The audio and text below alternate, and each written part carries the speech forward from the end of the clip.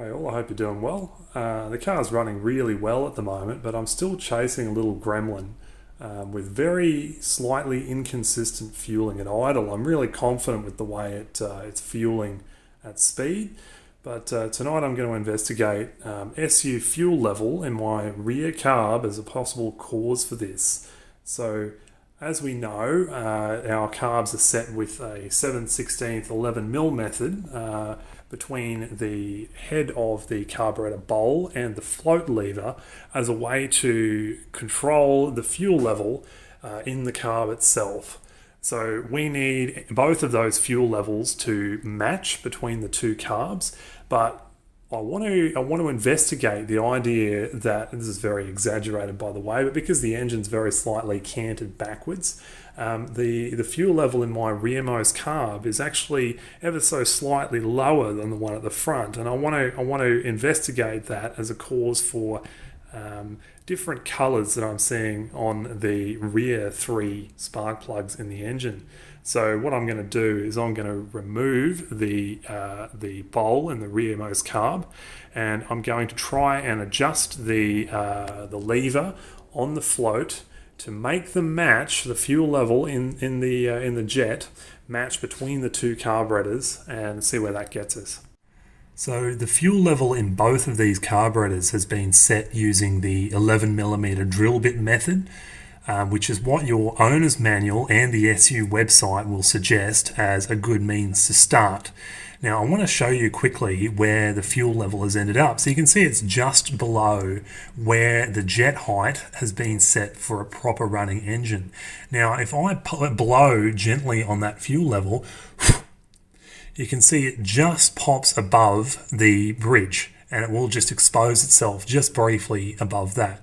Now, the problem with the engine not being perfectly level in the car is that the rearmost carb, where the fuel float is on the opposite side, has dipped quite a lot lower than where that is, and I'll show you that now.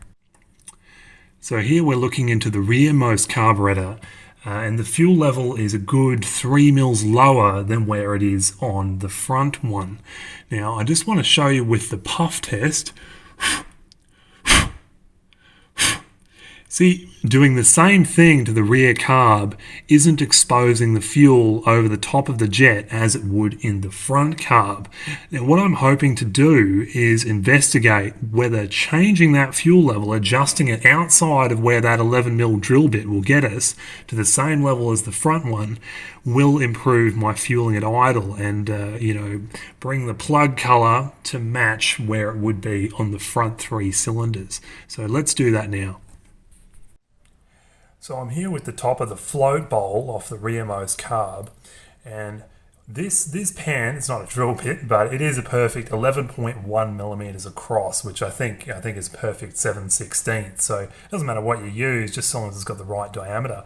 Now the drill bit method states that you should be able to fit this piece between the bottom of the lid and the float forks perfectly. Now when you set it like that, that will give you the correct fuel height in the carb.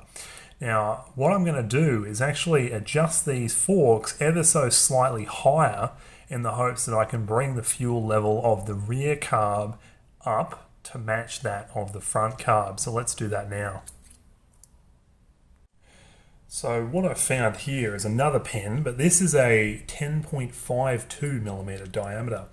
Now, if I slip this just straight down here, you can see that there's ever so slightly a gap there. Now I'm going to adjust those forks down to match this pen, just as an arbitrary guide point really, to know that I'm going to get the fuel higher. I'm not sure if you'd find a relationship, any meaningful one between this and the fuel height you get, but yeah, we'll start here.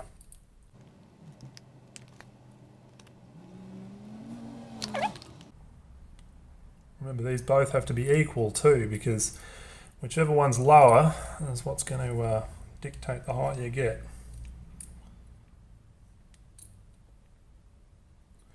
Alright, let's get this back in the car, turn the fuel pumps on and see what we've ended up with. Okay, so we're back at the car with the float bowl reinstalled, and the fuel level is now slightly higher in the rear carb and now matches what we have in the front carb. Now let's have a look with the puff test. Hopefully you can see that that now crests the top of the jet in exactly the same way as it does on the front carb.